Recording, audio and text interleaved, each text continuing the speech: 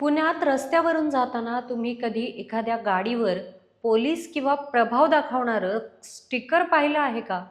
पण थांबा, कारण या सगळ्या गाड्या खरोखर अधिकृत असतीलच असं नाही. सध्या पुणे शहर आणि जिल्ह्याच्या ग्रामीण भागात डमी आमदार आणि तोतयांच्या वाहनांचा प्रकार वाढल्याचं चित्र समोर येते. आश्चर्याची बाब ही की विधानसभा सदस्यांना अधिकृत असं कोणतंही विशेष स्टिकर दिलं जात नाही. तरीही अनेक वाहनांवर प्रभाव दाखवणारी स्टिकर्स लावून काही जण रस्त्यावरून सर्रास फिरताना दिसत आहेत. या स्टिकर्सच्या जोरावर तपासणी टाळणं किंवा पोलिसांच्या कारवाईपासून बचाव करण्याचा प्रयत्न होत असल्याची चर्चा आहे. फक्त इतकंच नाही तर काही वाहनांच्या नंबर प्लेटवर भाऊ, दादा, किंग, बॉस अशी नावं लिहिलेली दिसत आहेत. अशा प्रकारांमुळे कायद्याचा धाक कमी होत असल्याची भावना नागरिकांमध्ये व्यक्त होतीये.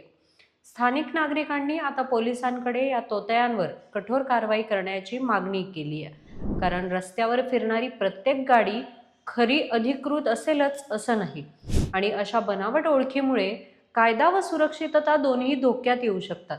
म्हणूनच इथे प्रश्न एकच आहे, पुण्याच्या रस्त्यांवर खरे अधिकारी किती आणि तोतया किती, याचं उत्तर आता कारवाईतूनच मिळणार आहे. या संपूर्ण प्रकरणावर तुम्हाला काय वाटतं कमेंट करून नक्की सांगा आणि पाहत राहा न्यूज डॉट्स.